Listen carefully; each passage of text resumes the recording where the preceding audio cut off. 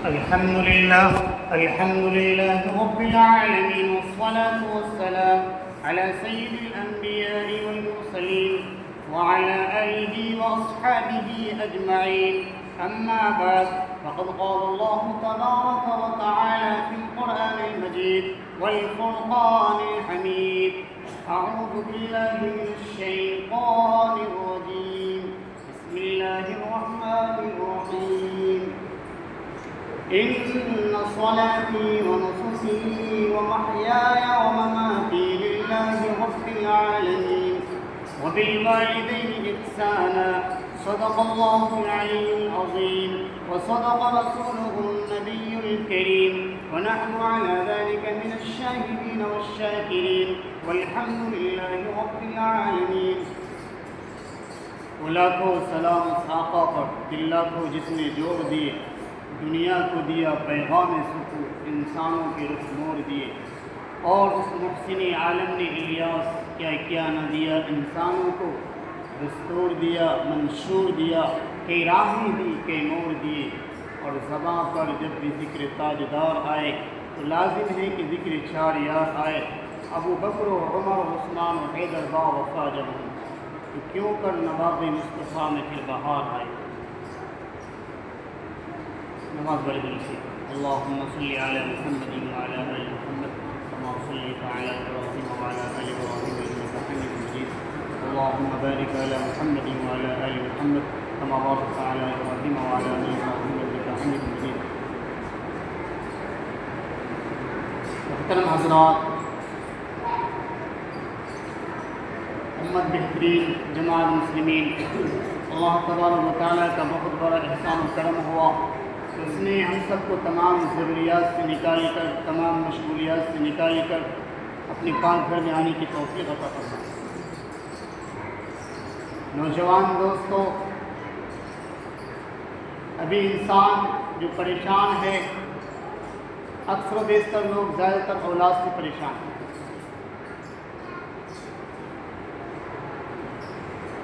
ہر انسان کی زبان پہ صرف یہی شکایت ہوتی ہے کہ ہمارا بچہ ہاتھ سے نکل گیا. اس کی وجہ کیا ہے؟ جب بچہ پیدا ہوتا ہے بچہ، اس وقت ہم اذان دلواتے ہیں، اللہ اکبر اللہ اکبر، اللہ سب سے بڑا ہے. لیکن وہی بچہ جب بڑا ہو جاتا ہے تو آپ ان کو کہتے ہیں دنیا بڑی ہے، دولت بڑی ہے، پیسہ بڑا ہے. شروع میں آپ نے کہا اللہ بڑا ہے، اب جب وہ بڑا ہونے لگا تو ان کو دولت، دنیا داری، پیسہ بڑا دکھنے لگا. یہی سبب ہے جو ہم اولاد سے پریشان ہیں. واللہ تبارک و تعالیٰ کی ذات ہے، کسی کو چاہے صرف بیٹا عطا کر دے، کسی کو چاہے بیٹا بیٹی دونوں عطا کر دے، کسی کو چاہے بانچ بنا دے. یہ اللہ کی مصلحت میں ہے، کسی انسان کی بس میں نہیں ہے. صحابہ کرام، اولیاء کرام، بزرگان دین نیک سارے اولاد کی تمنا کیا کرتے تھے، نیک اولاد کی خواہش مند ہوتے تھے. حضرت یعقوب علیہ السلام کا جب آخری وقت تھا انتقال کا، آج کل اپنے بچوں کو کسی کا آخری وقت ہوتا ہے یا کوئی نصیحت کرتے ہیں تو ان کو بتاتے فلاں جگہ میری دولت ہے، فلاں جگہ میری دکان ہے، فلاں کارخانہ ہے. لیکن یعقوب علیہ السلام اپنے بچوں کو نصیحت کی اور فرمایا کہ میرے مرنے کے بعد، میرے وفات کے بعد تم کس کی عبادت کرو گے؟ ان کے بچوں نے کہا جس کی عبادت آپ کیا کرتے تھے اس خدا کی میں عبادت کریں گے. آخری وقت میں کوئی دولت نہیں بتائی، بلکہ ان سے یہ پوچھا گیا تم کس کی عبادت کرو. میرے محترم بزرگوں اور دینی بھائیوں، ہر چیزیں ماحول کے اعتبار سے تبدیل ہوتی ہے.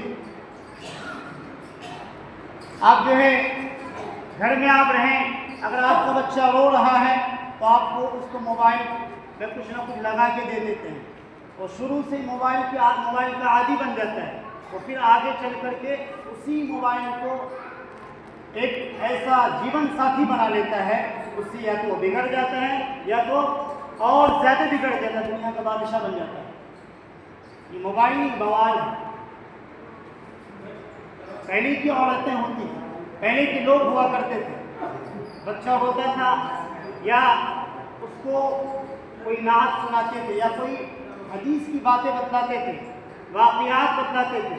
آج کل ان کو گانا سنایا جاتا ہے یا ان کو گیت سنائی جاتی ہے یا ان کو کوئی کہانی سنائی جاتی ہے۔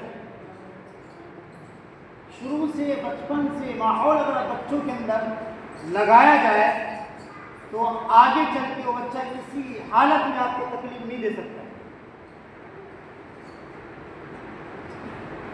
آپ نے شروع سے ان کو اتنا لاڈ پیار دیا، گانے سنوائے، گیت سنوائے، ناچے دکھوائی اور بہت سارے کام۔ آپ خود جس کام کو کرتے ہیں اس کام کو ان کو منع کریں گے اس کام کے لیے، وہ کسی حالت میں نہیں مان سکتا ہے۔ آپ نماز نہیں پڑھتے، ان سے کہیں گے بھائی نماز کیوں نہیں پڑھ رہے ہو؟ پہلے ہم خود پڑھیں گے دیکھیں تم سے کہہ سکتے ہیں۔ ابھی اکثر و بیشتر جو لوگ پریشان ہیں وہ صرف اولاد سے پریشان ہیں، اور سب سے بڑی جو نعمت ہے یہ اولاد ہے۔ کسی کی شادی 4 سال 5 سال ہو گئی لیکن انہیں اولاد نہیں ہے، وہ مایوس ہے۔ کبھی کسی ڈاکٹر کے پاس جاتا ہے، کبھی کسی حکیم کے پاس جاتا ہے، کبھی کسی عامل کے پاس جاتا ہے۔ جب تک اللہ کا حکم نہیں ہوگا ان کو اولاد نہیں ہو سکتی۔ مرنے کے بعد جو انسان کے کام آنے والی چیز ہے، تو سب سے پہلا کام جو آئے گا ان کا، انہوں نے زندگی میں اپنے اعتبار سے اپنی حیثیت کے مطابق کہیں کسی مسجد میں خرچ کیا ہوگا یا مسجد بنوائی ہوگی یا مدرسہ بنوایا ہوگا یا دین کے راستے میں خرچ کیا ہوگا، ایسی جگہ جو قیامت تک کام آنے والی چیز ہے، وہ چیزیں ان کو کام آئیں گے پہلے نمبر پر۔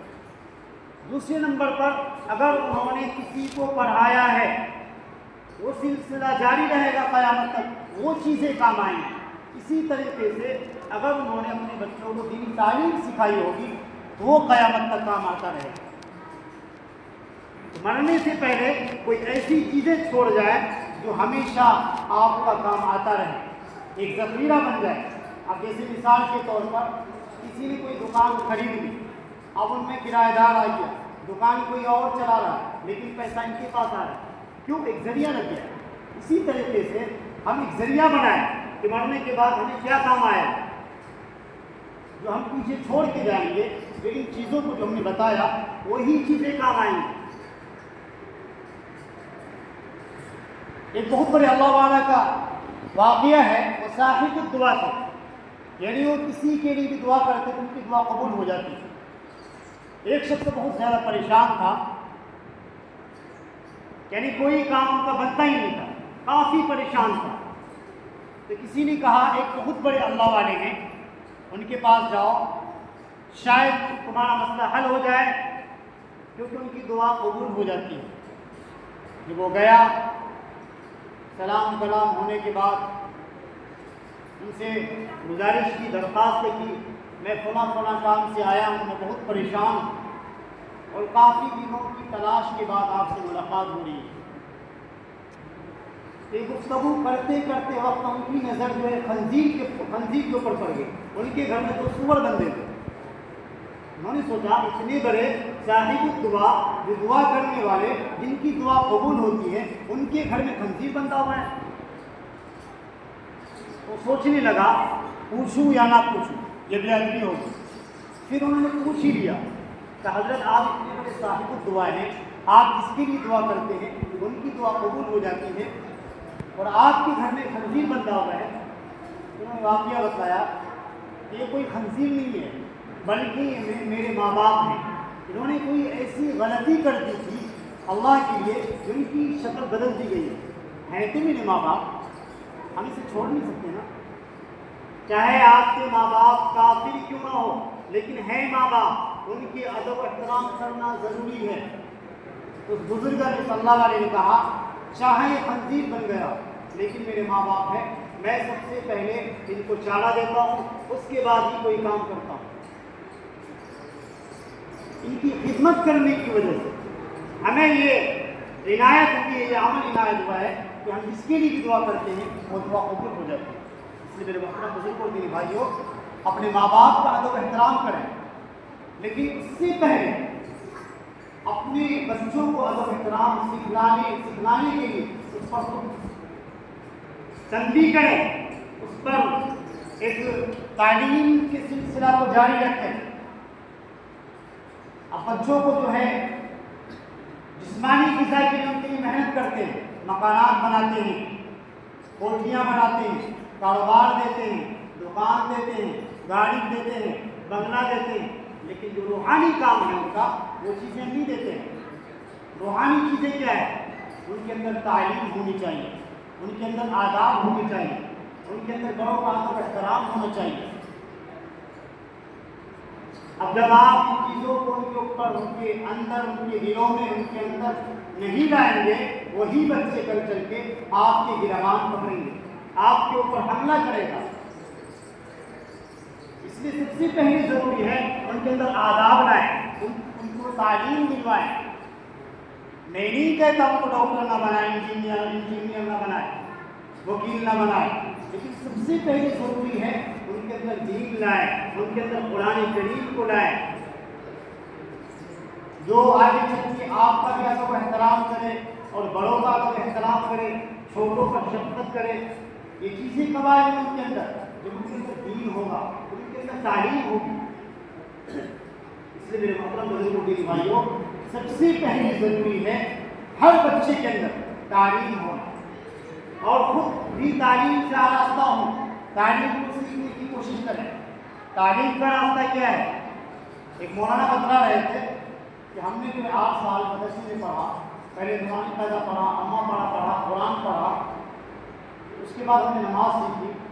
آج کل لوگ نہ جماعت میں جا رہے ہیں، نہ کہیں جا رہے ہیں، نہ مکتب میں گئے، نہ مدرسے میں گئے، یہ آخر نماز سیکھے کہاں؟